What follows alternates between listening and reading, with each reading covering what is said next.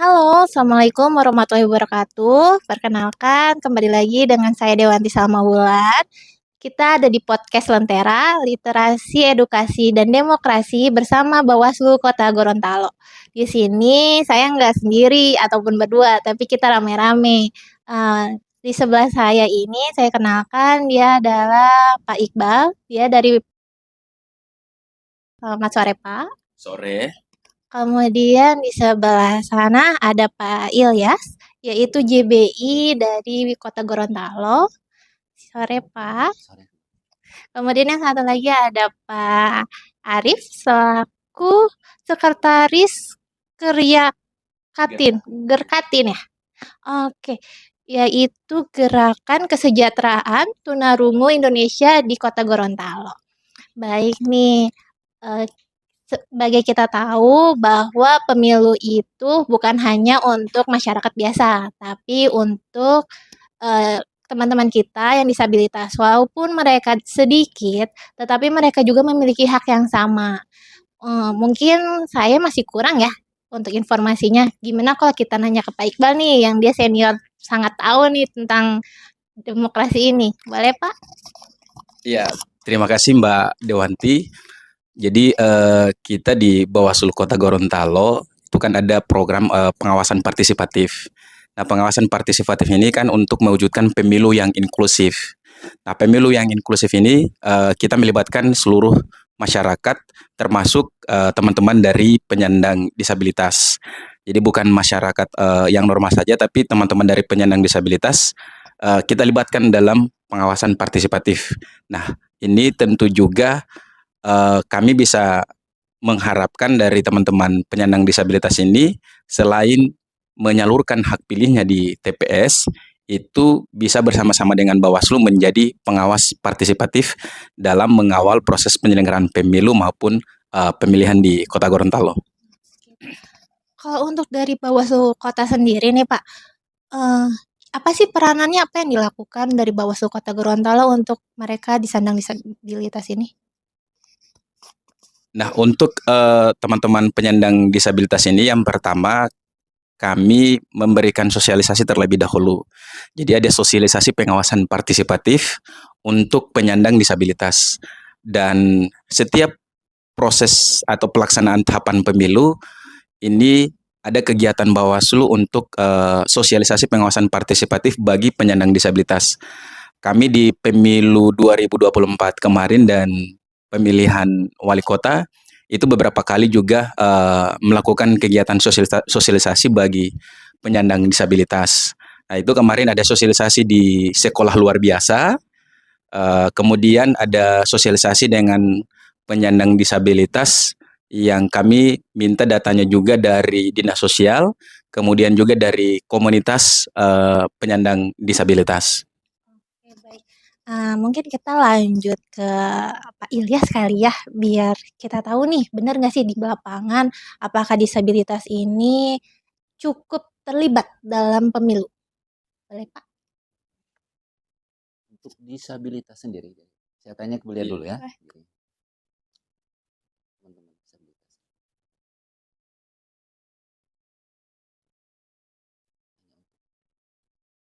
Pilih saja.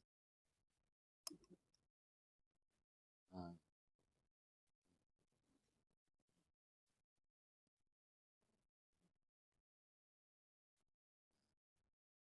gimana?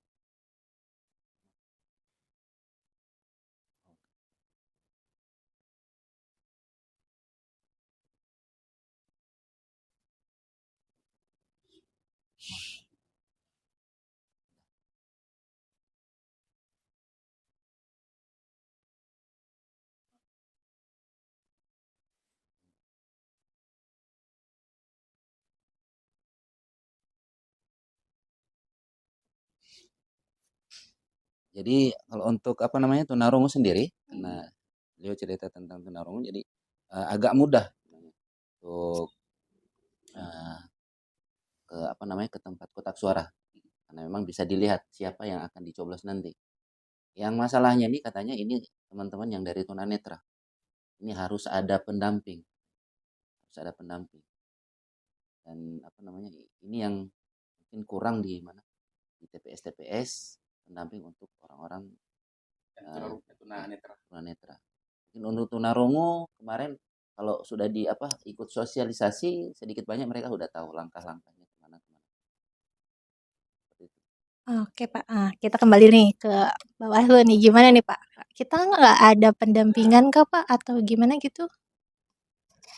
Iya, ini kemarin Bawaslu sudah menyampaikan ke KPU terkait dengan penyandang disabilitas khususnya untuk tunanetra ini disediakan alat peraga khusus atau misalnya untuk surat suaranya itu yang menggunakan braille. Nah, jadi nanti yang penyandang disabilitas tunanetra jadi sudah harus disediakan surat suara yang khusus untuk tunanetra supaya ini bisa memudahkan mereka pada saat melakukan pencoblosan di dalam bilik suara.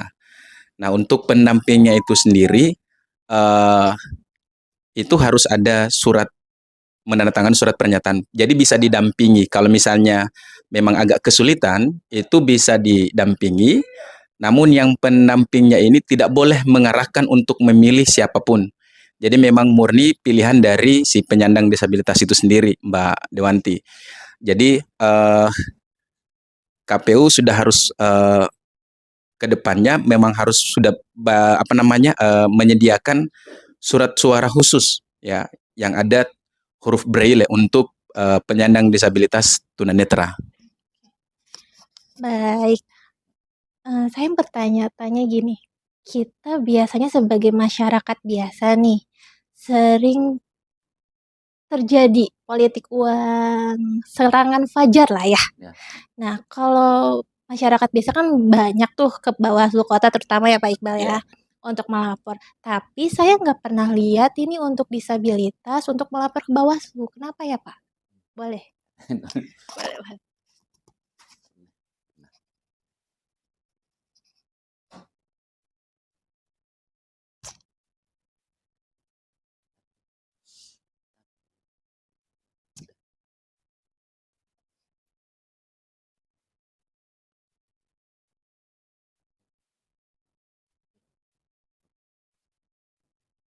Oh.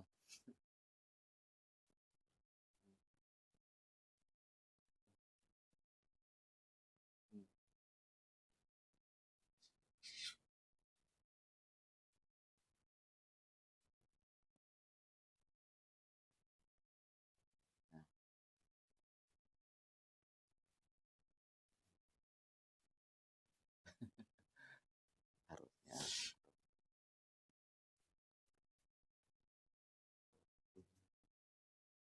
Oh iya. Jadi pernah dan ini banyak kan ke mereka karena memang mereka ini mudah dipengaruhi. Ya, mudah dipengaruhi. Dan saya katakan tadi harusnya lapor. Bilang iya itu yang belum pernah di kami. Belum pernah ada karena memang mereka intinya kan kebanyakan kan gitu dari masyarakat yang normal pun seperti itu. Ketika ada praktik uang hanya menerima nggak ada. Nggak ada yang melapor. Ya, nggak ada yang melapor gitu.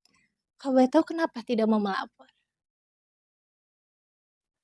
Saya jawab langsung ya. Mungkin ini satunya karena keterbatasan penerjemah mungkin. Kalau mungkin langsung ke Bawaslu kan nggak mungkin mereka pakai bahasa isyarat, itu pun harus dipahami bahasa mereka. Minimal kami harus dampingi kemana-mana. Laporan kemana, ke kantor polisi pun kalau ada masalah, ya kami juga yang ini keterbatasan penerjemah mungkin atau kesiapan penerjemah yang mungkin belum ada. Oke, baik ini berarti menjadi masukan Bawaslu teman-teman. Gimana nih tanggapan dari Pak Iqbal? Ya, kalau dari Bawaslu sendiri pernah memang kemarin Ketua Yayasan Mandiri Gorontalo ya, itu pernah memberikan Paraden pernah memberikan masukan ke Bawaslu bahwa sudah saatnya Bawaslu maupun KPU itu ada SDM-nya yang bisa menjadi penerjemah, yang bisa tahu terkait dengan bahasa isyarat. Nah ini yang mungkin ke depan yang menjadi tugas Bawaslu bahwa menyiapkan SDM yang memang bisa membantu teman-teman penyandang disabilitas khususnya untuk penyandang disabilitas tunarungu bisa menjadi penerjemah buat teman-teman yang penyandang disabilitas tunarungu. Nah, ini juga sempat disampaikan juga oleh Pak Raden sebagai Ketua Komunitas Disabilitas Mandiri Gorontalo, bahwa di setiap TPS nantinya, bahwa petugas TPS-nya ini dibekali dengan bisa menjadi penerjemah nanti pada saat pemungutan suara. Jadi minimal dari 7 petugas KPPS ini ada 1 orang yang bisa menjadi penerjemah untuk teman-teman penyandang disabilitas tunarungu. Seperti itu Mbak Dewanti. Baik. Untuk pertanyaan terakhir aja ya Pak ya. Gimana nih bentuk dukungan yang ideal bagi Bawaslu dan masyarakat untuk memastikan pemilu yang benar-benar inklusif dan berintegrasi bagi penyandang disabilitas? Boleh mungkin dari Pak Iqbal dulu. Ya, untuk mewujudkan pemilu yang berintegritas, jadi butuh pelibatan seluruh lapisan masyarakat. Itu tadi kan di awal saya sudah sampaikan bahwa pemilu yang inklusif itu bukan hanya dikhususkan untuk masyarakat yang normal saja, yang teman-teman dari penyandang disabilitas dan seluruh lapisan masyarakat ini harus dijangkau oleh Bawaslu dan KPU. Nah, jangkauannya ini dalam bentuk sosialisasi kepada khususnya penyandang disabilitas dan komunitas penyandang disabilitas, dan ini juga kan sudah diamanatkan oleh Undang-Undang Dasar. Jadi kita wajib memperhatikan penyandang disabilitas. Nah, ini menjadi tugas ke depan dari Bawaslu untuk terus bersama-sama dengan para penyandang disabilitas dan komunitas lainnya juga, dan lapisan masyarakat lainnya juga, untuk bisa sama-sama mengawal proses demokrasi yang ada di Indonesia. Jadi bukan hanya tugasnya Bawaslu maupun KPU dan DKPP, tetapi seluruh masyarakat ikut berpartisipasi aktif dalam melakukan pengawasan partisipatif, mengawal proses demokrasi yang ada di Indonesia. Itu Mbak Dewanti. Baik. Mungkin karena disabilitas ini banyak yang tidak mau lapor ya, Iya. mungkin bisa dibantu sama Pak Ilyas dan Pak Arief untuk mengajak nih masyarakat Bawaslu Kota Gorontalo terutama disabilitas untuk ayo kita lapor ke Bawaslu kalau ada pelanggaran pemilu. Minta supaya saya sama Arif kalau ada khusus Arif kamu Boleh? Oke, kita lihat kamera sama-sama ya teman-teman. Ayo, kita mulai 1, 2, 3. Menyampaikan Bapak. Ngajak.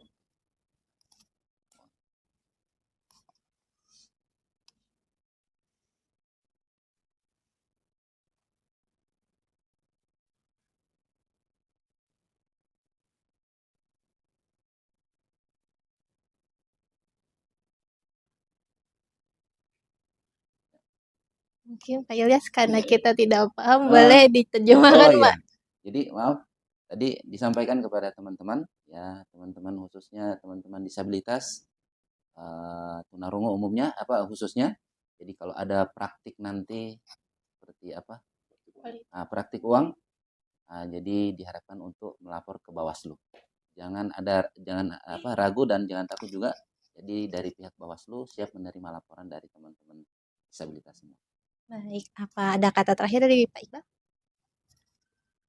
Ya, dari saya terakhir Mbak Dewanti, jadi kepada teman-teman penyandang disabilitas, Bawaslu dengan ramah akan melayani teman-teman penyandang disabilitas untuk membuat laporan di Bawaslu. Jadi datang ke Bawaslu, tidak usah ragu, jadi silahkan datang, kami siap melayani dengan rahmat dan akan membantu dan akan dimudahkan oleh Bawaslu kepada teman-teman penyandang disabilitas untuk membuat laporan dugaan pelanggaran pemilu di kantor Bawaslu Kota Gorontalo.